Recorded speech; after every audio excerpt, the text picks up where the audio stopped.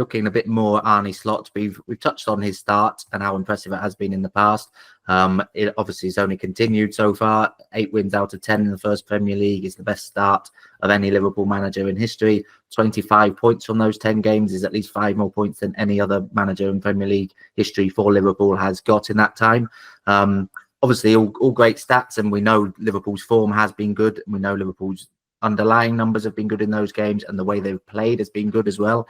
But as we touched upon earlier, these last few games, when the schedule's got a bit tougher, so that was another test for Slot to overcome, which so far he has done.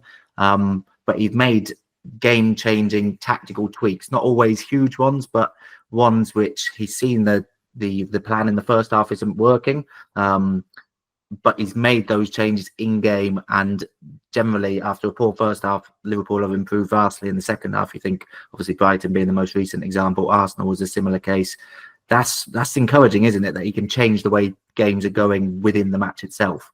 Yeah, I mean, he's really helped by the fact that, and I say helped as if it's not his responsibility to do with him, that Liverpool, you know, when they aren't playing poorly, the only as bad as it gets is kind of a 1-goal deficit, and that's because they're so defensively strong. And he talked about in his press conference the idea that one thing that's pleasing him about the team is even when the initial line of press gets played through, is that they're really good at getting numbers back and just kind of clogging the pitch up and making it difficult to create good opportunities once you get there. So that's really, really important, and gives him the basis and the opportunity then to make tweaks that can still salvage the game and win it. And he's done that repeatedly. So impressive in terms of, you know, just finding tactical ways of what's most actually impressive, I think, is the fact that it's a bit of both, in that sometimes he's gone in and found little tweaks. So, you know, pushing Trent Alexander-Arnold inside against Arsenal, I thought made a massive difference to that game. But then other times, like I say, against Brighton, it was a small tweak to the way the press was done, and it allowed McAllister to be a bit more aggressive in his positioning. But really, the huge influence on that game was in just getting in and saying, you have got to work harder than this. You've got to run harder. You've got to press harder.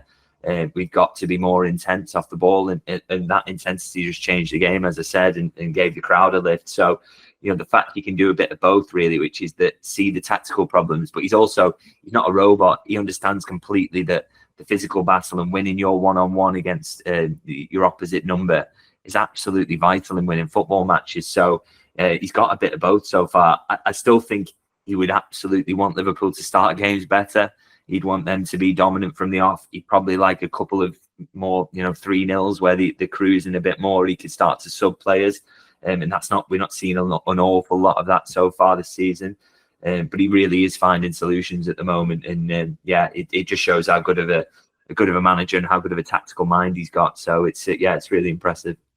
Yeah, and what you mentioned there is probably a little bit underrated in today's age, because everyone's thinking, okay, what tactical tweaks is he going to make? But if you can get in at half-time and inspire your players to give a bit more, because it was so lacking in that Brighton first half, maybe the worst 45 minutes under Slot so far, that Brighton first half.